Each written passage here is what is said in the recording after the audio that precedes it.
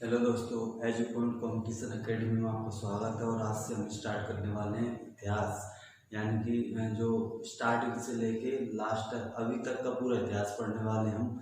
तो इतिहास चालू करने से पहले मैं आपको उसका कंटेंट बता देना चाहता हूँ कि किस तरीके से किस क्रम में हम इतिहास पढ़ने वाले हैं। तो ये पूरा मैंने इस पर स्ट्रक्चर बना रखा है, पूरा लाइन से पढ़ेंगे, क्योंकि इतिहास पढ़ने के लिए कहानी के जैसे उसको याद रखना पड़ती है। ऐसा नहीं कि हम कहीं से भी कुछ भी पढ़ लें, क्योंकि जब तक किसी चीज़ में लिंक नहीं बैठती, यानी कुछ जोड़ते नहीं, किसी चीज़ से हम रिलेट नहीं करते, तब तक कोई चीज़ याद ही नहीं होती। जैसे कि मैंने संविधान डाल रहा हूँ पूरा डायग्राम बना के, वैसे ही पूरा इतिहास इस तरीके से पढ़ाने वाला हूँ। तो आज से हम स्टार्ट करने वाले हैं पूरा इतिहास, यानी जब से पृथ्वी या ब्रह्मांड बना तब से। थोड़ा सा रिव्यू बता दूंगा मैं आपको, फिर अगले वीडियो से हम पूरा डिस्क्राइब करते जाएंगे, यानी एक एक चीज़ पे पूरा डिस्क्राइब होगा। और पूरा आपको मेरा वादा है, मेरी कोशिश रहेगी कि आपको पूरा इतिहास में सिखा सकूं, एक कंफर्म रहेगा। तो आज हम स्टार्ट करते हैं इतिहास का। जो मैंने स्ट्रक्चर बना रखा है उसको ऊपर थोड़ा थोड़ा समझा देता हूँ, क्योंकि इतिहास पढ़ने के लिए हमको पूरा क्रम पता होना चाहिए कि कब क्या घटना घटी, उसके बाद क्या घटी, उसके बाद क्रम पूरा, तब जाकर पूरा याद हो पाता है। तो स्टार्टिंग में हुआ क्या है कि जैसे भारतीय इतिहास की कहानी देखें तो 13.5 अरब वर्ष पूर्व ब्रह्मांड की उत्पत्ति हुई थी। यानी जो ब्रह्मांड है, जो पृथ्वी के बाहर है, पृथ्वी जितने सारे ग्रह हैं, जो भी कुछ है, सब जिन चीज़ों से पूरा ब्रह्मांड बनता है, उसकी उत्पत्ति हुई थी कब? 13.5 अरब वर्ष पूर्व ब्रह्मांड की उत्पत्ति हुई। और जो उत्पत्ति हुई थी उसके एक थ्योरी का नाम दिया गया था बिग बैंग थ्योरी। उसके जस्ट बाद क्या हुआ था, मतलब थोड़ा जस्ट बाद नहीं, बहुत टाइम पीरियड है इनके बीच में, 13.5 से 4.5। लेकिन जो चीज़ें घटित हुई थी वो एकदम नहीं हुई थी, ऐसे कि आज ब्रह्मांड बना, कल पृथ्वी बन जाए, परसों को दिन इंसान पैदा हो जाए, ऐसा नहीं हुआ था। क्योंकि इन प्रोसेसों को होने में करोड़ों सालों का टाइम लगा हुआ है। तो हम देख सकते हैं कि जैसे ब्रह्मांड बना था अपना 13.5 अरब वर्ष पूर्व, उसके कितने, यानी कम से कम 8 साढ़े 8 इसके अरब के करीब का गैप है। उसके बाद में फिर पृथ्वी की उत्पत्ति हुई थी। यानी पृथ्वी की जो उत्पत्ति हुई थी, बोला जाता है कि जैसे ब्रह्मांड में जो अवशेष बचे थे, जो पत्थर टाइप के, जो एस्ट्रॉइड, जो छोटे छोटे पिंड थे, उनको मिलने से बहुत ही सालों में, बहुत ही समय लगा था इसको घूमने से। जैसा भी जो भी हुआ था वो सारा आपको अगले वीडियो में बताऊंगा। तो पृथ्वी की उत्पत्ति हुई, पूरा एक इसकी प्रोसेस है, किस तरीके से पृथ्वी बनी और ग्रह बने, वो सारे मैं समझाऊंगा आगे जो वीडियो आने वाले हैं। तो इतना देखते चले आपके क्रम से क्या क्या चल रहा है। तो पहले ब्रह्मांड की उत्पत्ति हुई, फिर पृथ्वी की उत्पत्ति हुई। पृथ्वी की उत्पत्ति होने के बाद में जलीय जीवों का विकास हुआ था, यानी इंसान पहले नहीं आए हुए थे। पहले जो पानी के अंदर जो कीट थे, छोटे छोटे कीटाणु कीट, और छोटे छोटे जैसे मछली, मेढक, और जो पानी में रहने वाले जितने भी जलीय जीव होते हैं, उनकी उत्पत्ति सबसे पहले हुई।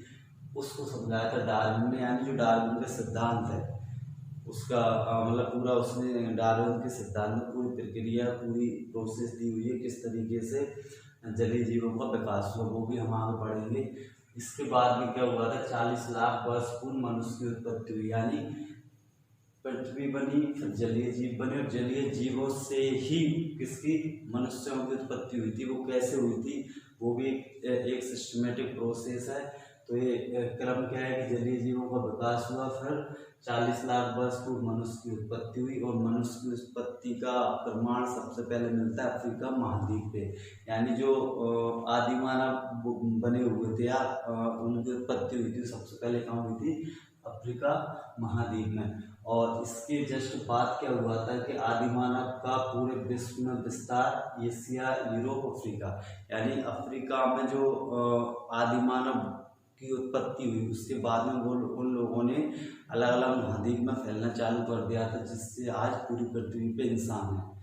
आगे क्या हुआ, फिर आदि मानव के बाद में क्या हुआ, 40 लाख से 10,000 वर्ष का जो टाइम पीरियड था, उसमें जो प्रागैतिहासिक काल है, अपनी आगैतिहासिक काल है, ऐतिहासिक काल है, वो सारा सॉरी ऐतिहासिक काल तो बाद में आया था। यहाँ पर क्या हुआ था कि पुरापाषाण काल जो कालें थी उस टाइम की, उन कालों का डिस्क्रिप्शन मिलेगा हमको 40 लाख से 10,000 के बीच में। पुरापाषाण काल, मध्यपाषाण काल, नवपाषाण काल। इसके बाद में क्या हुआ था कि असभ्य मानव यानी गवार टाइप के जो होते हैं जिनको कुछ पता नहीं होता, उस टाइप के मानवों का विकास हुआ था। क्योंकि जो आदि मानव हुआ करते थे वो बंदर की प्रजाति के हैं, तो पहले बंदर थे, बंदर से फिर इंसान बने। तो बनने की जो प्रोसेस थी उसमें वो लोग असभ्य थे, ना तो खाना बनाना आता था, ना आग जलाना आता था, ना रहना, खाना पीना, बोलना कुछ नहीं आता था, यानी असभ्य मानव थे। उसके बाद में क्या हुआ, स्थायी निवास उन्होंने बनाना चालू किया था, पशुपालन किया, खेती चालू की, सभ्यता की ओर उनका बढ़ना चालू हो जाता है, यानी असभ्य से सभ्य की ओर वो बढ़ने लगे थे। यानी एक जगह रहकर अपना परिवार बसाकर रहने लगे थे, खाना बनाना सीखने लगे थे, आग जलाना सीखने लगे थे और बहुत सारी चीज़ सीख चुके थे। पशुपालन करते थे, खेती करने लगे थे और सभ्यता की ओर आगे बढ़ने लगे थे। उसके जस्ट बाद जब इंसानों का जो मानव हुए थे यहाँ पर उनका विकास हुआ, तो विकास के बाद में क्या हुआ था, जो सिंधु घाटी सभ्यता हम पढ़ते हैं उसमें बोला जाता है कि अभी का जो देखते हैं नजरिया, पूरा सिटी देखते हैं, गांव देखते हैं, उसी तरीके का पहले भी था। यानी सिंधु घाटी सभ्यता के जो लोग थे सब इंसान बन चुके थे। यानी वहाँ के मकान बनाने की प्रोसेस, नालियों की प्रोसेस, उनके अनाज घर, उनके स्नानागार, बहुत सारी चीज़ें ऐसी थी जो बहुत ही सही तरीके से दिखती थी और बहुत ही डिजाइन टाइप की बनाई जाती थी। तो सिंधु घाटी सभ्यता तक आते आते इंसानों ने पूरा ज्ञान हासिल कर लिया था, यानी लिखने भी लगे थे, पढ़ने लगे थे, हर चीज़ करने लगे थे। बस वहाँ की क्या लिपि थोड़ी अलग थी, तो वो भी देखते हैं वहाँ पे। और उसका कार्यकाल बोला जाता है 2350 से लेकर 1750 तक। अब इसमें जो जितना भी डाटा पढ़ना है, जो साल पढ़ना है, जो समय पढ़ना है, वो एग्जैक्ट ना होकर थोड़ा इधर उधर हो जाएगा, क्योंकि जो खोजें की गई हैं अलग अलग बुक्स में अलग अलग दिया हुआ है और अलग अलग जो खोजकर्ता उन्हें अलग अलग अपने अपने मत दिए हैं। तो सिंधु घाटी सभ्यता के साथ साथ विश्व में बहुत सारी सभ्यताएं चल रही थी। एक थी मेसोपोटामिया, चीनी की, यूनानी और रोमन साम्राज्य की। तो इतनी सारी सिंधु घाटी सभ्यता के साथ साथ में बहुत सारी सभ्यताएं चल रही थी। और जस्ट सिंधु घाटी सभ्यता के बाद में जो वैदिक सभ्यता है, जो वैदिक सभ्यता थी वह थी ग्रामीण सभ्यता। बोलते हैं कि जैसे इराक, ईरान से, मध्य एशिया से जो आए हुए थे कौन, वैदिक सभ्यता वाले लोग, जैसे हम बोलते हैं आर्य जो आए थे, वो ग्रामीण थे, क्योंकि उनका काम पशुपालन था और स्थायी निवास तो था, लेकिन वो ज़्यादा टैलेंटेड नहीं थे, वो थोड़े कैसे थे, ग्रामीण टाइप के थे। तो ग्रामों में रहना ज़्यादा पसंद करते थे, क्योंकि उनका मेन बिजनेस जो था पशुपालन था। तो सिंधु घाटी सभ्यता के बाद वैदिक सभ्यता आई। वैदिक सभ्यता का कार्यकाल माना जाता है 1500 से लेके 600 तक। और वैदिक सभ्यता के बाद में क्या है, रामायण महाभारत का जो है, रामायण महाभारत हुई, जिसका कार्यकाल बोला जाता है 800 BC। और रामायण महाभारत के बाद में क्या हुआ था, महाजनपद काल आई थी। यानी भारत में क्या हो रहा था, भारत में पूरे विश्व में ही हो रहा था कि जो आदि मानव ने पहले घर बसाना चालू किया, फिर उसके बाद में गांव बसाना चालू किया, गांव के बाद में थोड़ा बड़ा क्षेत्र हुआ, फिर तहसील, जिला, इस तरीके से बढ़ते चले गए। और महाजनपद यानी पहले एक जनपद, कुल जैसे उस टाइम की जो लाइन से क्रम था उनका, गांव का या तहसील का, वो था कि जैसे कुल होता था, फिर जनपद होती थी, इस तरीके से आगे आगे बढ़ते चले जाते थे।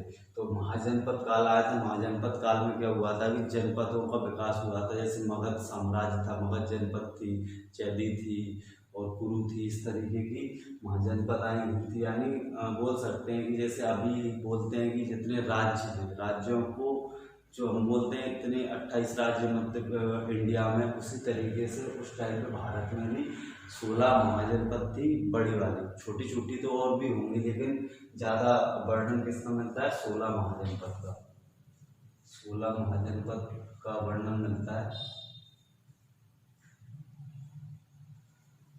और जस्ट महाजनपद काल के बाद में 400 BC से लेकर 300 BC तक धर्म सुधार आए हुए थे। धर्म सुधार में बोले तो दो धर्म सबसे ज्यादा विकसित हुए थे भारत में। पहला था जैन धर्म और दूसरा था बौद्ध धर्म, और ये दोनों धर्म एक साथ ही उत्पन्न हुए थे यहाँ पर। इसलिए जब भी हम इतिहास पढ़ते हैं उसमें जैन और बौद्ध धर्म पढ़ते हैं तो उसमें बहुत ज़्यादा कन्फ्यूजन होता है कि बौद्ध और जैनों का जो जैन थे उनका जन्म जो हुआ था सेम टाइम पे माना जाता है, थोड़ा इधर उधर है लेकिन एक जैसा है उनमें सब। पुत्र का नाम, पत्नी का नाम, कुल का नाम, उनमें थोड़ा बहुत कन्फ्यूजन रहता है, तो वो भी हम क्लियर करेंगे।